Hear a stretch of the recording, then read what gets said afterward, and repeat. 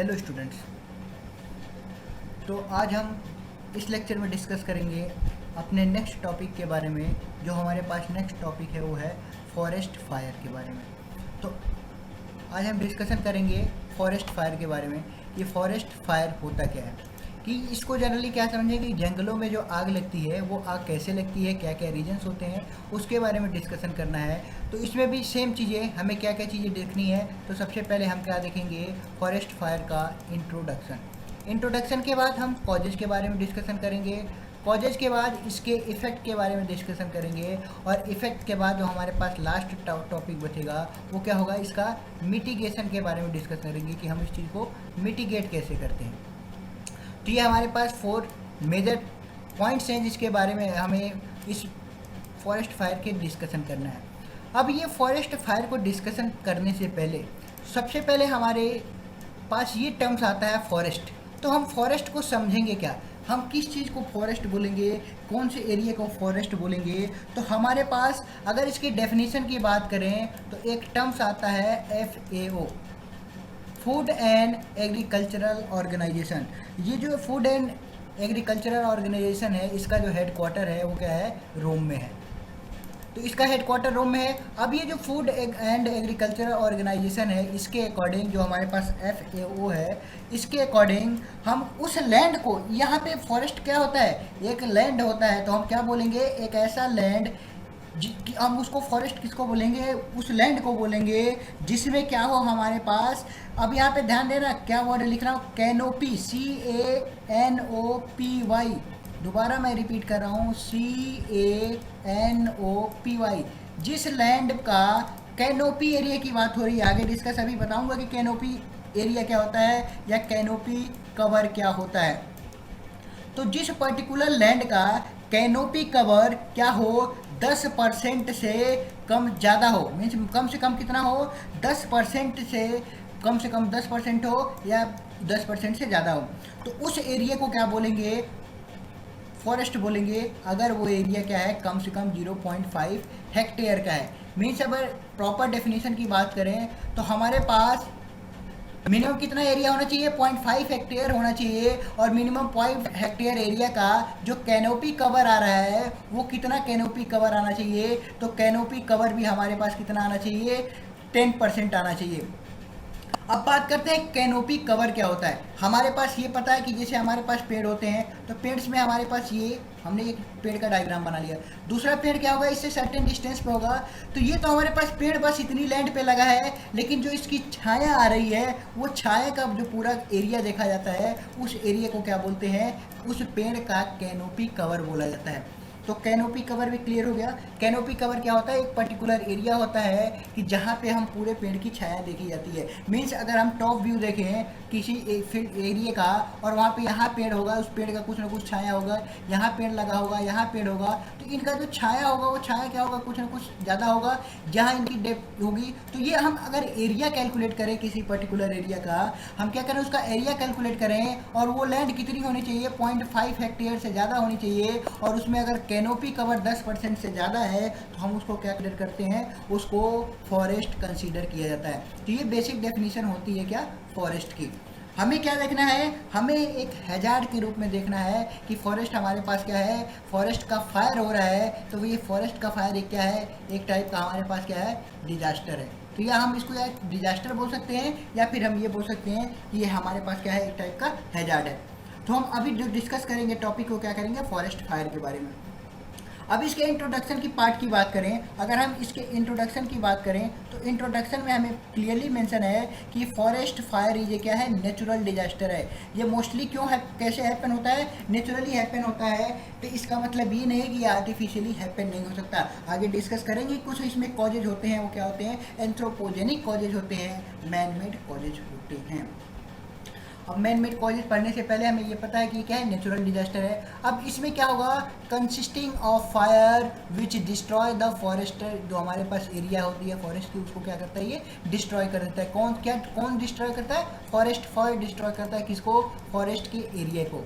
And can be great danger to the people who live in the forest as well as wildlife. जो वहाँ की wild life है, जो वहाँ के रहने वाले जीव जंतु हैं, उनकी भी लाइफ को खतरे में डाल देता है। और जो वहाँ के रहने वाले ट्राइबल पीपल होते हैं, जो हमारे पास ट्राइबल जातियाँ होती है, वो ट्राइबल पीपल्स की भी लाइफ क्या होती है, डेंजर में आ जाती है फॉरेस्ट फायर की वजह से। Forest fire are generally started by lightning. जो मेन रीजन देखने को मिलता है, मोस्टली जो हैपनिंग होती है वो किसके थ्रू होती है, लाइटनिंग के थ्रू। हमने प्रीवियस क्लासेज में डिस्कस कर लिया, लाइटनिंग मीन्स आकाशीय बिजली का गिरना। तो ये जो फॉरेस्ट फायर होता है वो किसके चलते होता है, आकाशीय बिजली के कारण होता है। बट ऑल्सो वहाँ पे क्या होता है, कुछ ह्यूमन हमारे पास एरियाज होते हैं जिसके चलते क्या होता है, 1000 ऑफ किलोमीटर का जो स्क्वायर एरिया होता है वो जल जाते हैं। अब इसमें क्या होता है कि हमारे पास फॉरेस्ट फायर लगने के लिए दो कंडीशन चाहिए। एक तो हमारे पास दो चीज़ें चाहिए, एक तो हमारे पास कहीं ना कहीं क्या होना चाहिए, फ्यूल होना चाहिए, और दूसरा हमारे पास कहीं ना कहीं क्या होना चाहिए, फायर होना चाहिए। तभी ये क्या होगा, कंटिन्यूस आग जलेगी। फ्यूल कहाँ से मिलता है फॉरेस्ट में, तो जितने भी हमारे पास टिम्बर्स होते हैं, टिम्बर क्या होता है, जितनी भी हमारे पास लकड़ियाँ होती हैं, जितने भी हमारे पास वुड होते हैं, तो जितना हमारे पास टिम्बर होगा वो टिम्बर क्या करता है, एक फ्यूल का काम करता है। और आग जो हमारे पास फायर पकड़ती है उसके लिए डिफरेंट जो फैक्टर्स होते हैं वो होते हैं। अब कॉजेज की बात करें कि हमारे पास कौन कौन से कॉजेज होते हैं, तो कॉजेज में हमारे पास पहला दिख रहा है कि मोस्टली दो कॉजेज होते हैं। एक हमारे पास नेचुरल कॉजेज होते हैं, दूसरा होता है मैन मेड कॉजेज।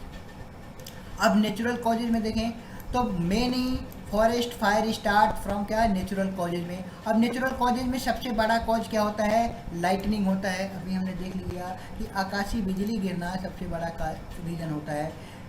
इसके अलावा भी जहाँ पे हमारे पास क्या है कि रेन की क्वांटिटी क्या होती है, कम होती है, वहाँ पे भी क्या होता है, ये जो रेन की क्वांटिटी कम होगी तो फॉरेस्ट फायर देखने को ज़्यादा मिलता है। इसके अलावा हमारे पास क्या रीजन हो सकते हैं नेचुरल में, वॉल्केनिक। जो हमने देखा होगा कि जो वॉल्केनिक होते हैं, जो वॉल्केनो होते हैं, जो ज्वालामुखी होते हैं, उनका अगर इरप्शन होता है तो वॉल्केनिक इरप्शन होगा वहाँ पे। तो जहाँ पे इरप्शन होगा वहाँ से ज्वालामुखी फटेंगे, और ज्वालामुखी जहाँ से विस्फोट होता है, यहाँ से क्या निकलता है, मैग्मा निकलता है, जिसको हम क्या बोलते हैं, लावा बोलते हैं। अब ये लावा का टेम्परेचर क्या होता है, बहुत ही ज़्यादा हाई होता है। तो इसका टेम्परेचर क्या होगा, बहुत ही हाई होगा। और ये लावा जनरली जनरेट कहाँ से होते हैं, जो हमारे पास पहाड़ी एरिया होते हैं, उस पहाड़ी से क्या हुआ, लावा फैल के कहाँ जाएगा, आसपास के जो हमारे पास जंगली एरिया होगा वहाँ पे ये फैलेगा। तो आसपास के जंगलों में जैसे ही पकड़ेगा जाएगा लावा पिघल के, तो ये क्या होता है, रेड होता है कलर में, रेड कलर होता है, बहुत ही ज़्यादा हॉट होता है, गर्म होता है, जिसके चलते क्या होगा, वहाँ जो हमारे पास टिम्बर है, जो वहाँ की हमारे पास क्या है, लकड़ी है, वो लकड़ी में क्या होगी, आग पकड़ लेगी और वो पूरा का पूरा क्या हो जाएगा, जंगल में आग लग जाएंगी। इसके अलावा हमारे पास क्या होते हैं, उल्का पिंड होते हैं। उल्का पिंड को क्या बोलते हैं, मेट्रोज बोलते हैं। जब हमने डिस्कस किया था तो हमने फर्स्ट लेक्चर की बात करें तो फिर फर्स्ट लेक्चर में हमने क्या डिस्कस किया कि जो हमारे पास मेट्रियोस होते हैं या जिसको मेट्रोज बोलते हैं, उनको क्या बोलता है, उल्का पिंड।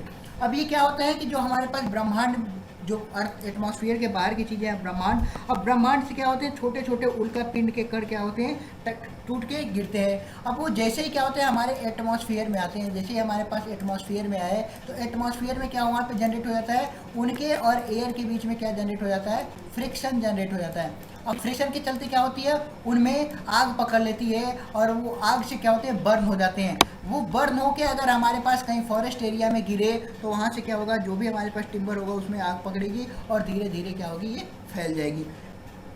तो ये तो हमारे पास क्या थे, कुछ कंडीशन थी जो नेचुरल कॉजेज थे। साथ ही साथ जहाँ पे हमारे पास क्या हुआ, एटमॉस्फेरिक प्रेशर जहाँ पे हाई होता है वहाँ पे सारी चीज़ें क्या हो जाती हैं, ड्राई हो जाती हैं। और अगर सारी चीज़ें मीन्स जहाँ के वहाँ के टिम्बर ड्राई हो गए, जो वहाँ के पत्ते हैं जो टूट फूट के गिरे हैं वो कम्प्लीटली ड्राई हो गए, तो ये क्या करते हैं, ऑफर करते हैं, फेवरेबल कंडीशन बनाते हैं किसके लिए, फायर को स्टार्ट होने के लिए। तो फायर स्टार्ट कहाँ होगा, जहाँ पे रेनफॉल एरिया कम होता है। अगर जंगल ही है और उस जंगल में अगर हमारे पास रेनफॉल एरिया अच्छा होता है, लाइक हमारे पास नॉर्थ ईस्ट के स्टेट, तो उस केसेज में क्या होता है, वहाँ फॉरेस्ट फायर की सिचुएशन नहीं होती है। अब बात करते हैं नेशनल, कुछ हमारे पास क्या होते हैं एंथ्रोपोजेनिक या मैन मेड कॉजेज होते हैं। एंथ्रोपोजेनिक या मैन मेड कॉजेज में क्या क्या होता है कि जैसे देखा होगा कि ये फायर किसके थ्रू होगा, ह्यूमंस के चलते होगा, इसीलिए इसको क्या बोला जाता है एंथ्रोपोजेनिक कॉजेज बोला जाता है या मैन मेड। अब ये कैसे होगा कि लोग क्या करते हैं पहाड़ी इलाकों में जाते हैं और जंगलों में जाके क्या करते हैं सिगरेट और बीड़ी पीते हैं। सिगरेट और बीड़ी पीने के बाद क्या करते हैं जलते हुए उनको वहीं पे छोड़ देते हैं, या फिर कोई हमारे पास इलेक्ट्रिक इक्विपमेंट लेके गए वहाँ पे और इलेक्ट्रिक इक्विपमेंट में क्या हो गया स्पार्क हो गया, तो वहाँ से वो चीज़ें क्या हो जाएंगी आग पकड़ लेती हैं। तो ये तो हमारे पास कुछ मैनमेड का रीजन थे। इसके साथ ही साथ अगर उनके पास कोई इनफ्लेमेबल मटेरियल है, आग पकड़ने वाला मटेरियल है, तो उसके चलते भी जैसे पेट्रोल लेके कोई गए, कोई डीजल लेके गया, तो जिसके चलते क्या होगा वहाँ पे आग लगने के चांसेस इंक्रीज हो जाते हैं। अब हम इसके जो इफेक्ट के बारे में डिस्कस करते हैं कि अगर हमारे पास आग लग भी गई, फॉरेस्ट में फायर हैपन हो रहा है, तो उसके इफेक्ट क्या क्या देखने को मिलेंगे। तो सबसे पहला इफेक्ट क्या दिखेगा कि fire are major cause for पूरे के पूरे फॉरेस्ट का क्या हो जाएगा डिग्रेडेशन हो जाएगा, पूरा का पूरा फॉरेस्ट क्या हो जाएगा जल जाएगा। And have wide ranges of क्या होगी वहाँ की पूरी इकोलॉजी, वहाँ का पूरा जो आसपास का इकोनॉमिकल एरिया होगा, सोशल एरिया होगा, उसमें क्या होगा लॉस हो जाएगा। साथ ही साथ जो हमारे पास वैल्यूएबल टिम्बर रिसोर्स था वो उसमें भी क्या हो जाएगा डिग्रेडेशन होगा, उसकी क्वांटिटी भी क्या हो जाएगी डिग्रेड हो जाएगी, क्वालिटी भी क्या है डिग्रेड हो जाएगी। साथ ही साथ जो हमारे पास कैचमेंट एरिया है उस बायोडाइवर्सिटी का, वो बायोडाइवर्सिटी भी क्या हो जाएगा ख़त्म हो जाएगा, एंड हो जाएगा। इसके अलावा जितने भी वहाँ पे जो एनिमल्स होंगे उनकी लाइफ क्या हो जाएगी डेंजर में आ जाएगी, खतरे में आ जाएगी, कभी कभी उनकी जान भी चली जाती है। और उसमें उसके चलते क्या होगा पूरा का पूरा फॉरेस्ट का जो ग्लोबल वार्मिंग है, फॉरेस्ट का टेम्परेचर है वो क्या हो जाएगा इंक्रीज हो जाएगा। जिसके चलते क्या होगा अगर वहाँ पे आग लग रही है फॉरेस्ट में, तो वहाँ पे जो कार्बन डाइऑक्साइड का परसेंटेज है वो भी क्या होगा सडनली इंक्रीज हो जाएगा वहाँ के एटमॉस्फेयर में। और वहाँ के एटमॉस्फेयर में जैसे इनकी क्वांटिटी कार्बन डाइऑक्साइड की इंक्रीज हुई, तो वहाँ का जो लिविंग कंडीशन है वो भी क्या हो जाएगा ख़राब हो जाएगा। वहाँ की अब जो सारे अब क्या हुआ एक कंडीशन तो ये हुई, दूसरी कंडीशन कि सॉइल का इरोजन होगा। सॉइल का इरोजन कैसे होगा कि हमने ये पढ़ा था पिछले लेक्चरों में कि जो सॉइल होती है उस सॉइल को क्या जितने भी यहाँ पे ग्रेजिंग होते हैं, घास फूस होती हैं, तो जहाँ जितने भी हमारे पास ग्रेजिंग होते हैं, घास फूस हुआ या फिर हमारे पास टिम्बर हुआ या जो भी हमारे पास ग्रेजिंग टाइप में हुई, तो वो क्या करती हैं इसको होल्ड करके रखती है सॉइल को। अब उस वहाँ पे क्या हुआ आग जल गई है, आग लग गई है, आग लगने के चलते क्या होगा कि पूरा का पूरा जो सॉइल का सरफेस है वहाँ से जितनी भी ग्रेजिंग थी, जितनी भी घास फूस थी, सब जल गई। तो वहाँ की सॉइल क्या हो जाती है ओपन हो जाती है और उसका क्या होता है आसानी से इरोजन हो जाता है, एक जगह से दूसरी जगह पे मूव करने लगते हैं। साथ ही साथ जो हमारे पास production of ozone layer depletion है वो भी क्या हो जाता है इंक्रीज हो जाता है। मीन्स जो ओजोन की परत का क्षरण होना वो भी क्या हो जाता है इंक्रीज हो जाता है इस फॉरेस्ट फायर से। कैसे कार्बन डाइऑक्साइड इमिट हुई, और कार्बन डाइऑक्साइड ही मेन रीजन होता है किसके लिए क्वांटिटी में सबसे ज़्यादा कार्बन डाइऑक्साइड होता है, लेकिन रिएक्शन में सबसे ज़्यादा रिएक्शन करता है CFC क्लोरोफ्लोरोकार्बन, किसको ओजोन को डिप्लीट करने में, ओजोन लेयर को क्या करने में, ओजोन लेयर की परत को कम करने में। अब ये जो प्रॉब्लम आ रही थी ये इसके लिए क्या था वहाँ के जो लाइवलीहुड थी, जो वहाँ के ट्राइबल पीपल थे, जो जनजातीय प्रजातियाँ होती हैं, जो हमारे पास वहाँ की जंगली प्रजातियाँ होती हैं, उनकी लाइफ भी क्या हो जाती है खतरे में आ जाती है। जो आसपास के लोग हैं जिनकी जीविका भी जंगल से चलती है वो भी क्या होते हैं कभी कभी कंप्लीटली क्या करते हैं उनकी जो लाइफ भी खतरे में आ जाती है। एक डाटा के अकॉर्डिंग अप्रॉक्सीमेटली जो हमारे पास 300 million people are directly dependent upon the collection of timber. कि इंडिया में जो 300 मिलियन जो हमारे पास पीपल्स हैं उनकी जो हमारे पास क्या है लाइवलीहुड है, जीविका ही चलती है किससे डायरेक्टली, किस पे डिपेंडेंट होते हैं, उनकी जीविका फॉरेस्ट पे ही डिपेंडेंट होते हैं। और अगर ऐसी सिचुएशन में अगर फॉरेस्ट में आग लगती है तो ये सारे के सारे क्या होते हैं उनकी जीविका के ऊपर क्या, उनके लाइवलीहुड के ऊपर, उनकी जीविका के ऊपर भी क्या होते हैं ये खतरे हो जाते हैं। अब हमारे पास ये चीज़ें दिए कि हमने कॉज भी देखा, हमने डेफिनेशन भी देखा, हमने इफेक्ट भी देख ही लिया। अब क्या हमारे पास कुछ ऐसी टेक्निक्स हो सकती हैं जिसके चलते हम क्या करें उसके इफेक्ट को मिनिमाइज कर सकें, या फिर पूरे फॉरेस्ट एरिया को हम क्या कर सकें उसके जो इफेक्ट है उसको कंट्रोल कर पाएँ। तो ये इसको कंट्रोल करने के लिए हमारे पास मेनी वेज है, बहुत सारे तरीके हैं। अब उन तरीकों को एक एक करके देखते हैं क्या क्या किया जा सकता है। नेवर लीव फायर अनटेंडेड मीन्स कि अगर जंगल में किसी पर्पज़ के लिए लोग पिकनिक भी मनाने जाते हैं तो वहाँ पे अगर कोई आग की चीज़ें जली हैं तो उसको वैसे ही छोड़ के ना आए, उसको कम्प्लीटली क्या करें, उसको कम्प्लीटली बुझा दें, उसको कम्प्लीटली शट डाउन कर दें। मेक श्योर जो हमने छोड़ के आया है वो फायर कम्प्लीटली बिफोर स्लीपिंग, कि हम वहाँ से आने से पहले वो क्या है कम्प्लीटली ख़त्म हो चुकी है, वहाँ पे कोई आग नहीं है। सिमिलर वे में व्हेन कैंपिंग करते हैं तो टेक केयर कि हमारे पास कोई फ्यूल से रिलेटेड कोई ज़्यादा मटेरियल्स, ज़्यादा हैवी मटेरियल्स ना ले जाए, ज़्यादा क्वांटिटी ना ले जाए। लाइक हमारे पास कोई स्टोव्स होते हैं, हीटर्स होते हैं, जिससे वहाँ क्या होगा कि अगर हम ज़्यादा क्वांटिटी में आप लेके जाते हैं तो लोग तो छोड़ के वापस चले जाते हैं। डू नॉट थ्रो सिगरेट और smoking material from moving vehicle, की अगर हम जंगलों में जा रहे हैं तो हम अपनी गाड़ी से जा रहे हैं तो ऐसा नहीं है कि वहाँ पे सिगरेट और स्मोकिंग कोई मटेरियल है तो उसको जंगल में फेंकना नहीं चाहिए, या फिर किसी भी पार्किंग एरिया में नहीं फेंकना चाहिए। अवॉइड क्या करना चाहिए कि जो हमारे पास बर्निंग विंडिंग कंडीशन है, कि देखते हैं कि हमारे पास लू जब चलती है तो उस लू कंडीशन में हम कोई भी चीज़ जला के ना छोड़ें। इसके अलावा जितने भी हमारे पास फ्लेमेबल मटेरियल होते हैं, आग लगने वाले मटेरियल होते हैं, उनको क्या करें बर्निंग प्लेस से बहुत ही ज़्यादा दूर रखें। साथ ही साथ वो जो हमारे पास अवेलेबल अप्रोच होते हैं एड्रेसिंग के फॉरेस्ट फायर के, उसको क्या करें डिनोट करें कि कहाँ कहाँ पे क्या चीज़ें हैं। कंट्रोल बर्निंग करें कि British introduce the system of control burning for under roads of safe season, कि हम जो आग लगा रहे हैं वो क्या करें कंट्रोल आग लगाएं। कंट्रोल बर्निंग मीन्स कि हमारे पास जो जंगलों में कभी कभी क्या होती है जंगल ज़्यादा एक्सपेंड ना हो, इसके लिए क्या किया जाता है जंगल के किनारों पे क्या किया जाता है उनमें फायर लगाई जाती है ताकि ये ज़्यादा एक्सपेंड ना हो। या फिर कभी कभी देखा होगा कि हमने जो एग्रीकल्चर पर्पज़ के लिए क्या करते हैं जंगलों के एक किनारे से क्या करते हैं उस जंगल में आग लगाया जाता है, और वो जंगल में जैसे ही वुड सारी चीज़ें समाप्त हो जाएगी तो उस एरिया का क्या यूज़ करते हैं एग्रीकल्चर पर्पज़ के लिए यूज़ किया जाता है। तो ये चीज़ें कब करें विंटर सीजन में करें, क्योंकि इंडिया में जो देखने को आया है, इंडिया में जो ये फॉरेस्ट फायर होता है ये स्टार्टिंग कहाँ से होता है, जो स्टार्टिंग जो इसका मंथ होता है ये जो फॉरेस्ट फायर हैपन होने का इंडिया में, वो स्टार्टिंग हमेशा कहाँ होता है फेब के लास्ट से होता है और कब तक चलता है जून के लास्ट में चलता है। कहाँ कहाँ पे मोस्टली देखने को मिलेंगे, जितने भी इंडिया के हमारे पास क्या है वेस्टर्न घाट हैं।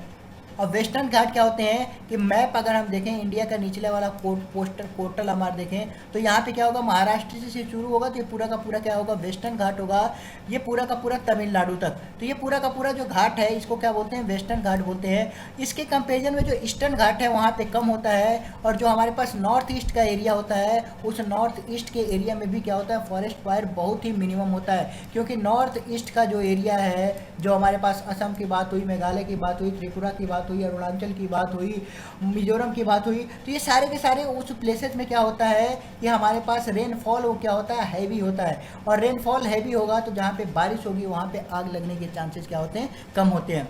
तो अगर हम जंगलों में क्या कर रहे हैं, अगर हमारे पास कंट्रोलिंग फायर बर्निंग कर रहे हैं तो उसको क्या करें सेफ सीजन में करें, ड्यूरिंग विंटर में करें, समर में ना करें क्योंकि समर में और आग लगने के चांसेस बढ़ जाएंगे। इसके अलावा कि हम क्या करें हमारे हमेशा डिस्ट्रक्टिव प्रैक्टिस करते रहें कि हम वहाँ पे क्या है कुछ इंसेक्ट हैं जो कीड़े मकोड़े हैं जो सीड्स हैं उनको क्या किया जाता है ज़्यादा जलाने के चक्कर में ज़्यादा ना जलाएं नहीं तो आग भी लग सकती है। फायर लाइन हो। इसके अलावा सबसे बड़ी जो चीज़ें हम करनी चाहिए वो क्या करनी चाहिए मैपिंग करनी चाहिए। अब मैपिंग में क्या करना चाहिए कि जितने भी हमारे पास फॉरेस्ट फायर की मैपिंग करनी चाहिए। फॉरेस्ट फायर की मैपिंग कैसे होगी कि हमारे पास पूरे एरिया को क्या करना चाहिए अलग अलग जोन में डिवाइड करना चाहिए, like zone 1, zone 2, zone 3। Zone 1 जो होना चाहिए वो क्या होना चाहिए हाई हमारे पास रिस्क पे होना चाहिए, फिर हमारे पास मॉडरेट रिस्क होना चाहिए, फिर हमारे पास लो रिस्क होना चाहिए। तो इस हिसाब से हम क्या करें पूरे एरिया को क्या करें जोन में डिवाइड कर दें कि कौन कौन से एरिया में हमारे पास हाई रिस्क है आग लगने का, कहाँ कहाँ पे मॉडरेट रिस्क है, कहाँ कहाँ पे लो रिस्क है क्या आग लगने का। इसी के बेसिस पे क्या होना चाहिए कि हमारे पास टेक्निक्स बननी चाहिए, और उस टेक्निक्स के साथ साथ जो वहाँ पे लोग रह रहे हैं जो जंगलों में लगने वाले लोग हैं उनको क्या किया जाए अवेयर किया जाए, उनके अंदर अवेयरनेस जगाई जाए, जागरूकता फैलाई जाए, ताकि वो किसी ये जितने भी हमारे पास फॉरेस्ट फायर हैं उस समय पे हमें क्या क्या टेक्निक्स ध्यान रखनी चाहिए ये सारी चीज़ें वहाँ आसपास रहने वाले लोगों को बताई जाए। इसके अलावा जो हमारे पास नेक्स्ट कुछ हमारे पास टेक्निक्स है वो क्या है कि ये fire line is a line through which the forest has been क्या होता है क्लीन होते हैं ऑल वेजिटेशन। कभी कभी ये जो फॉरेस्ट फायर है ना ये जो फॉरेस्ट का फायर लग रहा है ये हमेशा क्या होता है, ये हर सिचुएशन में क्या होता है, बुरा नहीं होता है।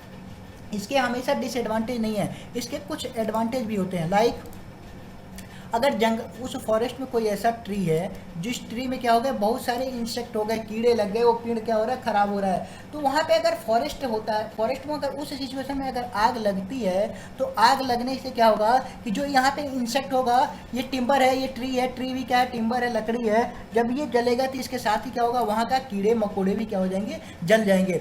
और कीड़े मकोड़े जल जाएंगे तो वो दोबारा कीड़े मकोड़े जनरेट नहीं होंगे। साथ ही साथ ये ट्रीज जला, तो जो ट्रीज जलते हैं, ट्रीज जल के क्या बोलते हैं, वहाँ पे बाद में हमारे पास क्या बनेंगे, राख के फॉर्म में जाएंगे, तो हमारे पास क्या बनेगा, हस्क बनते हैं, राख बनते हैं। अब वहाँ से राख भी बनेगा, तो वो राख की क्या करेगा, यहाँ पे जो वहाँ की लैंड है जहाँ पे ये जला है, उसके लिए जो आने वाली सिचुएशन है, आने वाली जो न्यू क्वांटिटी है पेड़ों की, उसके लिए क्या करेगा, वो प्रोड्यूस करेगा, उसके लिए वो इनिशिएट करेगा।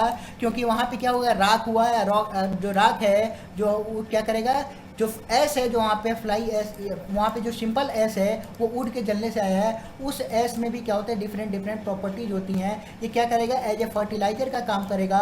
तो आने वाला जो हमारे पास पेड़ पौधे होंगे वो क्या होंगे, उनके में ज़्यादा हमारे पास एक्टिविटी आएगी एज कम्पेयर टू जो हमारे पास पुराने पेड़ थे।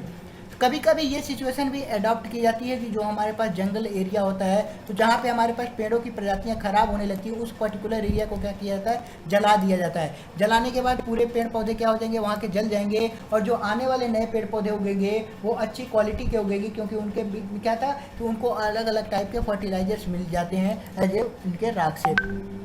इसके अलावा भी once the blaze has burnt, जब हमारे पास बर्न हो जाएंगे तो सारी की सारी चीज़ें क्या होनी चाहिए, वहाँ से हटा लेनी चाहिए जलने के बाद। इसके अलावा भी हमारे पास काउंटर फायर अप्रोच होना चाहिए।